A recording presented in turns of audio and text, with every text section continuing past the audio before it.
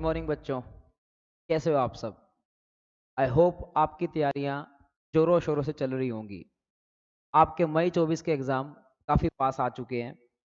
मैं यहाँ पर स्पेशली इस वीडियो के अंदर आपके टैक्स के एग्ज़ाम की तैयारी कैसे करें, इस बारे में बताने आया हूँ। तो आप देखेंगे यहाँ मैंने आपके लिए कुछ लिखा है।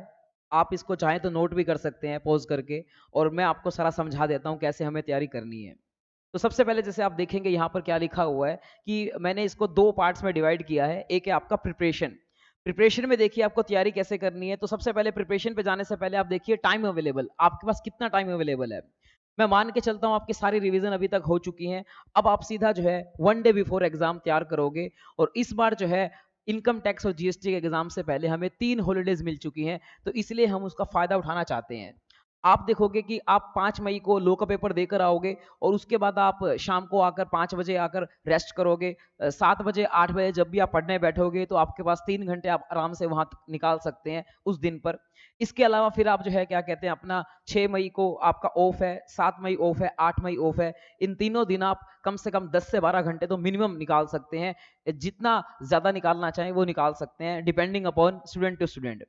इसके अलावा नेक्स्ट फिर अपन जो 9 मई को अपना एग्जाम है, जो टैक्स का एग्जाम है, उस दिन की मॉर्निंग को सुबह अपना 7-8 बजे पढ़ने बैठ सकते हैं, और आराम से 4-5 घंटे वहां पे निकाल सकते हैं 12 बजे तक। फिर आप अपना तैयार होकर रिस्पेक्टिव सेंटर्स जो भी हैं आपके वहां जा सकते हैं। और कभी भी सेंटर में जो है बहुत पहले नहीं जाना चाहिए। आप जो है ताकि ज़्यादा डिस्कशन मत करो दूसरे लोगों से एग्ज़ाम से पहले। इससे कोई बोलेगा मेरी ज़्यादा तैयारी है, कोई बोलेगा कैसे है, तो आपको एंग्जायटी होती है। आपको खुद पे कॉन्फिडेंस रखना है, और अभी मैं बताऊँगा क्या रीज़न है कि हमें खुद पे कॉन्फिडेंस क्यों रखना है। तो आप देखिए आपके पास टोटल जो है 44 आवर्स के आसपास का टाइम मिल जाता है आपको आईसीएआई का ये एग्ज़ाम तैयार करने के लिए। तो फिर हमें जो है इस टाइम को कैसे डिवाइड किया है, हमने जो है इसको तैयारी करने के लिए कैसे डिवाइड किया है, तो आपको हाफ हाफ टाइम देना है, क्योंकि इनकम टैक्स और जीएसटी दोनों के अंदर जो है क्या कहते हैं अपना हाफ हाफ ही हमें मार्क्स मिलते हैं, 50-50 मार्क्स का आता है। इसके अलावा अगर आप देखोगे कि इनकम टैक्स में हमारे टोटल 13 चैप्टर्स हैं, वैसे 9 चैप्टर्स हैं बट हेड्स भी हैं, तो इसलिए जो चैप्टर नंबर 3 है उसके 5 पार्ट्स हैं, तो इसलिए मैं 13 चैप्टर्स मान के चलता हूँ। और जीएसटी में तो आपको पता ही है आपके 15 चैप्टर्स हैं। इसमें जो है क्या कहते हैं अपना मैं एक एवरेज टाइम निकाला है मैंने कि भाई 22 आवर्स देने हैं हमें इनकम टैक्स में, 22 आवर्स देने हैं हमें जीएसटी के अंदर। उसको मैंने 13 से और 15 से डिवाइड कर दिया, तो लगभग जो है क्या कहते हैं इतना टाइम इनकम टैक्स के लिए आ गया और इतना टाइम जो है जीएसटी के लिए आ गया।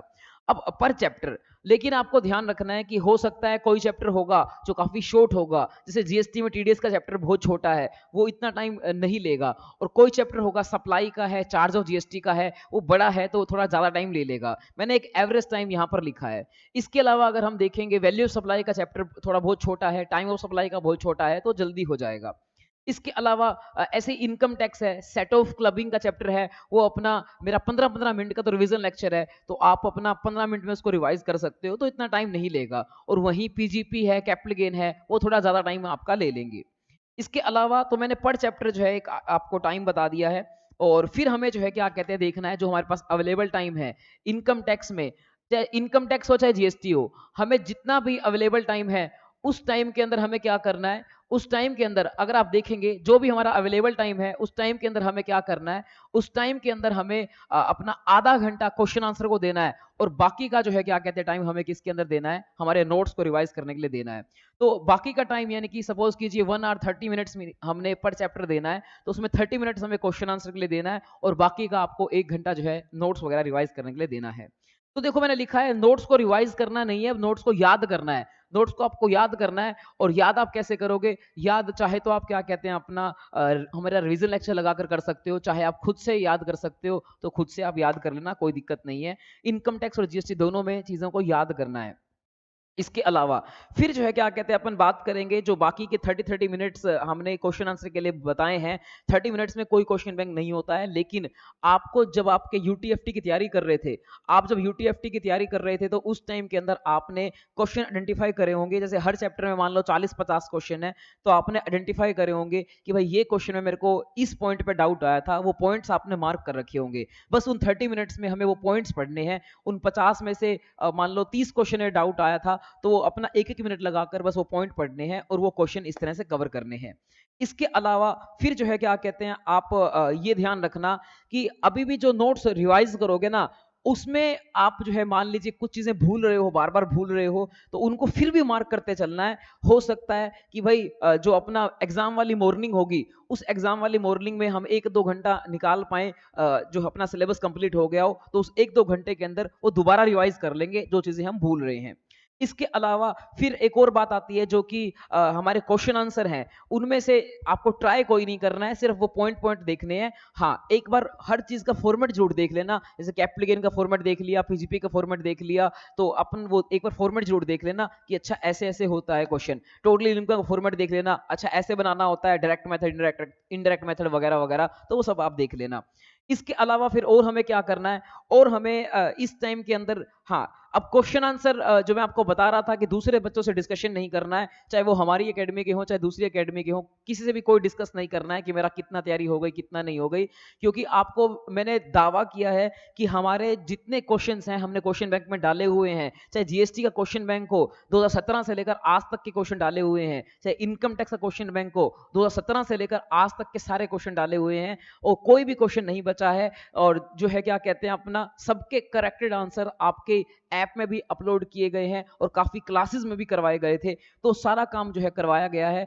आपको फेथ रखना है, अगर आपने सारे क्वेश्चन ट्राई किए हैं ईमानदारी से, तो फिर जो है क्या कहते हैं, आप फेल हो ही नहीं सकते, वो आप मेरी गारंटी रहेगी। तो इसीलिए जो है क्या कहते हैं, अपने पर फेथ रखना है और आपको जो है ये काम करके जाना है।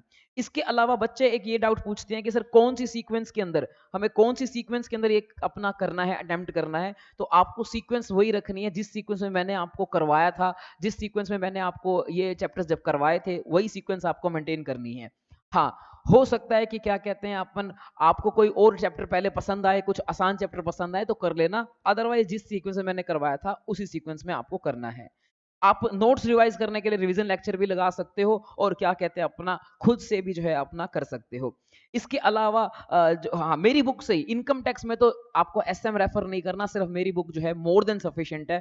और जीएसटी के अंदर आप चाहो तो मेरी बुक से कर सकते हो, चाहो तो एसएम से कर सकते हो।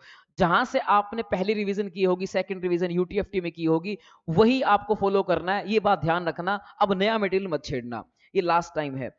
इसके अलावा जो है आपको ये बातें भी हो गई, फिर आ जाते हैं अपन अटेम्प्ट के बारे में। तो ये हाउ टू प्रिपेयर तो हो गया, अब आता है एग्जाम डे, जिसमें हमारा जो है असली मुकाबला होगा। तो उस एग्जाम डे के अंदर हमें क्या करना है, उस एग्जाम डे के अंदर हमें अटेम्प्ट कैसे करना है, वो वाली बात आती है। तो हमें जो है 145 पे एग्जाम मिल जाता है, जो पहले हमारे 15 मिनट होते हैं, जो रीडिंग टाइम होता है। उस रीडिंग टाइम के अंदर हमें क्या करना है, उस रीडिंग टाइम के अंदर हमें सबसे पहले सेलेक्ट करना है कि आपको कौन सा पेपर करना है, जीएसटी आता है या इनकम टैक्स आता है। दोनों में से आपको जो भी आता है पहले वो आप वो करोगे, एक बार पेपर की गो थ्रू कर लोगे, रीडिंग ले लोगे, तो उनमें से जो भी आपको अच्छा लगे पहले वो अटेम्प्ट करना है। मैं आपको ये बता दूं कि जीएसटी हो या इनकम टैक्स हो, अलग अलग प्रेफरेंस रहती है। मेरे को जीएसटी आसान लगता है तो मैं जीएसटी प्रेफरेंस करता हूं कि करना, और आपको इनकम टैक्स आसान लगता है तो आप पहले इनकम टैक्स कर सकते हो। एक बार पेपर रीड कर लेना, आपको पता लग जाएगा दोनों में से कौन सा आपको आसान लग रहा है, उसी अकॉर्डिंग आपको जो है उसको क्या करना है, अटेम्प्ट करना है। फिर इसके बाद आता है कि भाई अब मान लो जीएसटी और इनकम टैक्स तो हमने सेलेक्ट कर लिया कि पहले जीएसटी करना है। अब जीएसटी में सारे एक बार सब्जेक्टिव क्वेश्चंस, आपको एमसीक्यू का पेपर नहीं मिलेगा, वो 2 बजे मिलता है। पहले सब्जेक्टिव क्वेश्चंस फटाफट से एक बार गो थ्रू कर लेना, और सब्जेक्टिव क्वेश्चन फटाफट से आप जो है क्या कहते हैं गो थ्रू कर लोगे, तो उसमें आपको आइडिया लग जाएगा कि किस सीक्वेंस में करना है। और सीक्वेंस हमेशा ये देखकर ध्यान रखना कि आसान जो होगा पहले वो करेंगे, जो आपको आता होगा पहले वो करेंगे, ताकि कॉन्फिडेंस बिल्डअप हो और एग्जामिनर को भी हम अपना बेस्ट शो कर पाए। हम अपना फ्रेश आंसर जो है अपना फ्रेश पेज पे करेंगे और अपना बेस्ट शो करेंगे, ताकि जो है क्या कहते हैं फॉर्मेटिंग अच्छी रखेंगे, ताकि वो अपना इंप्रेस हो जाए और बाकी का पेपर वो लीनियंट जो है वो चेक कर दे। तो इसलिए हमेशा बेस्ट आंसर जो है आपको पहले करना है। इसके अलावा सीक्वेंस आपको डिसाइड कर लेनी है, सीक्वेंस आपको डिसाइड कर लेनी है क्वेश्चंस की। छोटे क्वेश्चंस पहले करने हैं और आसान क्वेश्चन पहले करने हैं। इसके अलावा फिर अपन जो है क्या कहते हैं, हाँ, ऐसे ही इनकम टैक्स में सीक्वेंस डिसाइड कर दोगे, ऐसे ही जीएसटी में सीक्वेंस डिसाइड कर दोगे। फिर 2 बजे से लेकर 2 बज के 10 मिनट तक आपको 10 मिनट का टाइम दिया जाएगा किस क्या काम करने के लिए। 10 मिनट के अंदर आप जो है रोल नंबर वगैरह लिखोगे, और 10 मिनट के अंदर आप अपना हाँ, रोल नंबर वगैरह लिखोगे। आपको 3 शीट मिलेंगी। एमसीक्यू की शीट अलग मिलेगी, जीएसटी की शीट अलग मिलेगी और इनकम टैक्स की जो शीट है वो अलग मिलेगी। तो 3 शीट्स मिलने की वजह से आपको तीनों के ऊपर रोल नंबर वगैरह जो है वो लिखना पड़ेगा। उसमें 10 से 15 मिनट लगते हैं, वो आपको टाइम देना है। इस टाइम को वेस्ट मत मानना, क्योंकि मैंने यहाँ तक देखा है बच्चे ने रोल नंबर गलत लिखा, उसकी शीट चेक नहीं हुई, रिजल्ट नहीं आया, अटेम्प्ट लग गया।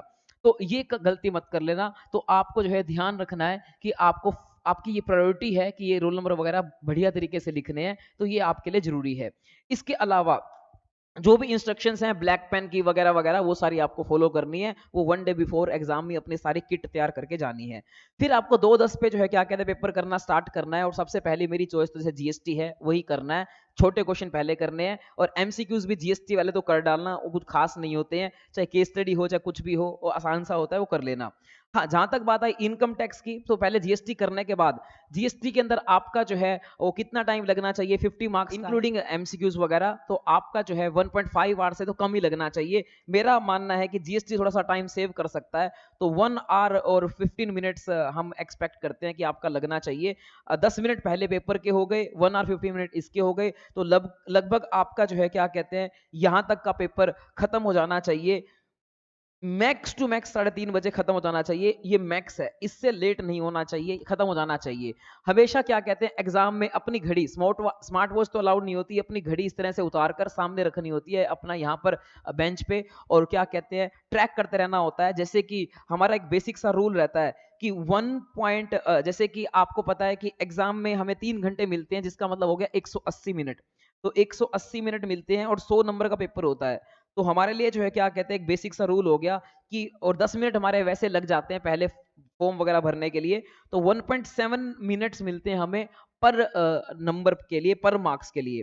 तो 1.7 मिनट पर मार्क होते हैं। मान लीजिए आप 10 नंबर का क्वेश्चन ट्राई कर रहे हो, तो आप टारगेट बना के चलना कि 17 मिनट में हो जाए। घड़ी सामने रखोगे तो टारगेट आपके साथ रहेगा।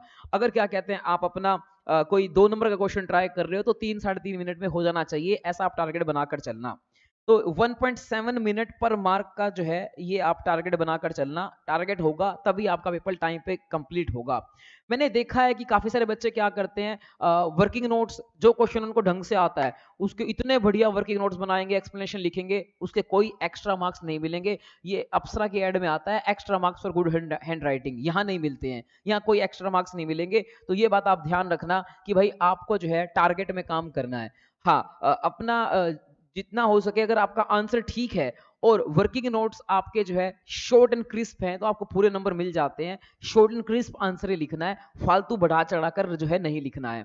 थ्योरी के अंदर मैंने देखा है कि चाहे कितना बढ़ा चढ़ाकर लिख लो, चाहे कितना छोड़ा लिख दो, मार्क्स वो देखता है अपने हिसाब से ही देता है। थ्योरी में थोड़े से मार्क्स कम मिलते हैं, हो सके तो क्या कहते हैं अपना अगर ऑल्टरनेटिव अवेलेबल हो तो थ्योरी अवॉइड करनी है। अगर आपको क्या कहते हैं प्रैक्टिकल आता है तो प्रैक्टिकल करना है, थ्योरी अवॉइड करनी है। थ्योरी में मार्क्स जो है क्या कहते हैं कम मिलते हैं। तो इसीलिए हाँ, तो ये मैं लिख देता हूँ, थ्योरी जो है वो हो सके तो अवॉइड करनी है अगर पॉसिबल हो। और अगर आती ही थ्योरी हो तो ऑब्वियस सी बात है थ्योरी करनी पड़ेगी, तो हो सके तो थ्योरी अवॉइड करनी है। इसके अलावा हाँ, ये बात भी हो गई। और शॉर्ट एंड क्रिस्प लिखना है, शॉर्ट जो है एंड क्रिस्प लिखना है। जितना टू द पॉइंट बात करनी है, फालतू के गप्पे नहीं मारने हैं। वो हमारी सहेली थोड़ी ना एग्जामिनर। अब इसके बाद जो है यहाँ पर आ जाते हैं income tax other than total income and case. तो फिर पहले जीएसटी कंप्लीट करने के बाद फिर आ जाते हैं इनकम टैक्स पे। इनकम टैक्स में टोटल इनकम क्वेश्चन और केस स्टडी वाला एमसीक्यू को छोड़कर बाकी सारा पेपर कर लेना है।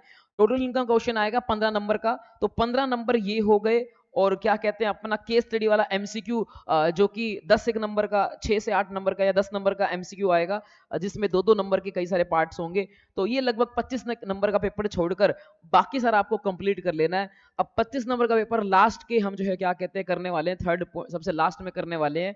इसके लिए आप देखना है कि क्या 45 मिनट्स बचा पाते हो, तो 45 मिनट्स में ये कर लेना है और 45 मिनट्स में ये कर लेना है। यानी कि ये यहाँ तक का पेपर आपका 4:15 बजे तक कर लेना, और यहाँ 45 मिनट्स फिर आप इनके लिए छोड़ देना और उसमें ये ट्राई कर लेना। अब देखो कितने हो पाएंगे कितने नहीं हो पाएंगे। टोटल इनकम का क्वेश्चन आधा घंटा मान के चलता हूँ टोटल इनकम का क्वेश्चन लगता है, और केस स्टडी वाला एमसीक्यू 15 मिनट हम मान के चलते हैं कि उसमें लगेगा। तो जितने हो पाएंगे वो देखना पड़ेगा। इसके अलावा ये हमेशा ध्यान रखना है कि छोटा क्वेश्चन पहले करना है, स्मॉल क्वेश्चन फर्स्ट, ये आपको ध्यान रखना है। तो ये वाली बात भी हो गई है हमारी। अब जो है लास्ट में बस इतना लिखा है मैंने कि student should not discuss paper, ये पेपर वगैरह आपको डिस्कस नहीं करना है। यानी कि जब भी आपका एग्जाम से आप घर वापस आते हो तो किससे एग्जाम डिस्कस नहीं करना है। सुबह भी जब आप पेपर देने से पहले होगे तभी भी एग्जाम डिस्कस नहीं करना है। और आप जो है अपना, अगर कोई भी गाइडेंस लेनी है तो आप मुझसे ले सकते हो, सीनियर से ले सकते हो जिनके अच्छे मार्क्स आए हैं। और हाँ, अपने फ्रेंड से गाइडेंस लोगे, वो कहेगा कि मेरा तो हो चुका, मेरा नहीं हुआ, या डराएगा मेरा भी नहीं हुआ वगैरह वगैरह। उनसे अवॉइड करना है बात करना। घर वालों से बात करो, या फिर अपना टीचर से बात करो, या अपना जो है जो सीनियर्स हैं जिनके अच्छे मार्क्स आए हैं टैक्स और जीएसटी में, उनसे बात कर सकते हो। तो ये सारी बातें थी जो मैंने आपको बताई। और इन सब बातों के अंदर कोई भी आपको डाउट वगैरह है तो आप मुझसे जो है क्या कहते हैं अपना पूछ सकते हैं। फोन नंबर वगैरह तो आपके पास है ही। और मिलेंगे आपसे फिर कभी नेक्स्ट क्लास में, जब भी कोई दोबारा कोई इस तरह से गाइडेंस देनी होगी। और best of luck for the exam. Bye bye.